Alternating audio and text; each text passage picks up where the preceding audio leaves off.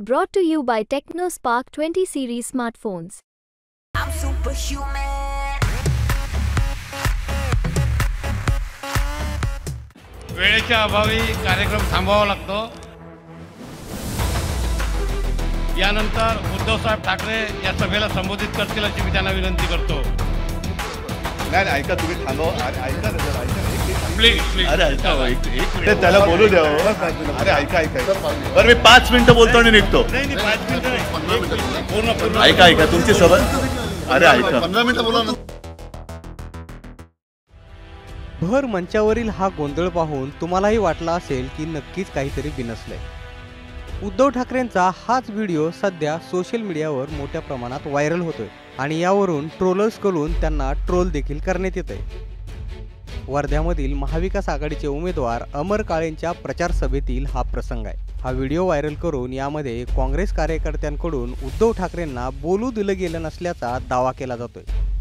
मात्र यामागचं नेमकं सत्य काय आहे हेच आपण पुढील काही मिनिटात जाणून घेणार आहोत। आता हे एक ट्विट पहा। यामध्ये या युजरनं म्हटलंय, सत्ता के लिए उद्धव ठाकरे और कितना नीचे गिरेंगे और कितना अपमान सहन करेंगे, अपनी बेइज्जती करवाएंगे। वर्धा में मंच पर कांग्रेसियों ने उद्धव ठाकरे को सभा में संबोधित करने नहीं दिया।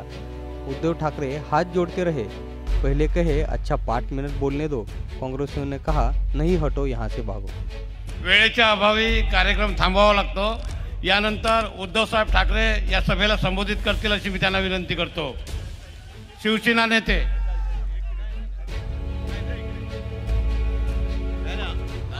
अमरजी चांगलं बोलतायत आणि नाही ऐका, तुम्ही थांबवा। प्लीज। अरे ऐका, आता ठाकरेंचा हा व्हिडिओ व्हायरल झाल्यानंतर नेमकं यामागचं सत्य काय आहे हे पहा।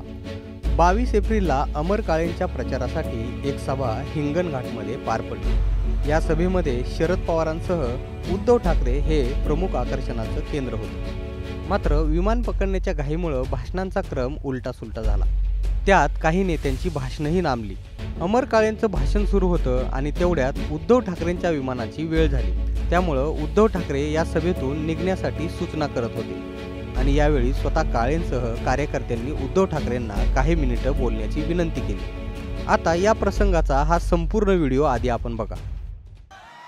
आणि आजपर्यंत जे झालंय, अरे त्याला बोलू द्या। अरे ऐका बरं, मी 5 मिनिटं बोलतो आणि निघतो। नाही 5 मिनिटं नाही, 15 मिनिटं बोला। ऐका तुमची सभा। अरे ऐका, 15 मिनिटं बोला, नंतर बरं ठीक आहे, मी एक 5 मिनिटं बोलतो। 5 मिनिटं नाही, अरे ऐका ना, बरं 7 मिनिटं बोलतो। ऐका अर्धा तास बोला, अर्धा तास तुमच्यासाठी लोक थांबले। अरे नाही, मी बोलतो तुमच्याशी। बरं ऐका, बरं ऐका, थोडा तुमचा हिरमोड होतोय मला कल्पना आहे, पण जरा थांबा।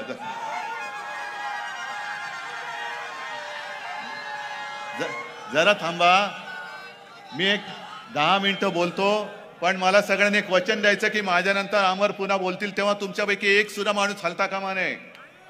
वचन देताय? हात वर करून द्या पहिलं वचन। मग मी एक 10 मिनिटं बोलतो आणि आता या प्रकरणावर या सभेचे मुख्य आयोजक अतुल वांदिले यांनी काय म्हटलंय ते पहा। त्या सभेचा आयोजक मी होतो आणि त्या सभेमध्ये स्टेजवर आम्ही सोबत होतो। उद्धवजी ठाकरे साहेबांना नागपूरला कार्यक्रम लागलेले होते आणि आमच्या काही नेत्याचे भाषणं थोडेसे टायमिंग वाढलेलं असल्यामुळे उद्धवजी ठाकरे साहेबांचा वेळ झालेला होता जाण्याचा। तर त्यांनी एक रिक्वेस्ट केली, उमेदवार आमचे अमरजी काळे हे भाषण देत होते, त्यांनी रिक्वेस्ट केली की 5 मिनिटं मी बोलतो आणि माझा लगेच कार्यक्रम नागपूरला आहे, तर मला जाणं खूप अत्यंत जरुरी आहे। तर त्यांनी असं म्हटल्यानंतर आम्ही उमेदवारांना मेसेज दिला, उमेदवारांनी आपलं भाषण थांबवलं आणि उद्धवजी ठाकरे साहेबांचं भाषण तिथं झालं।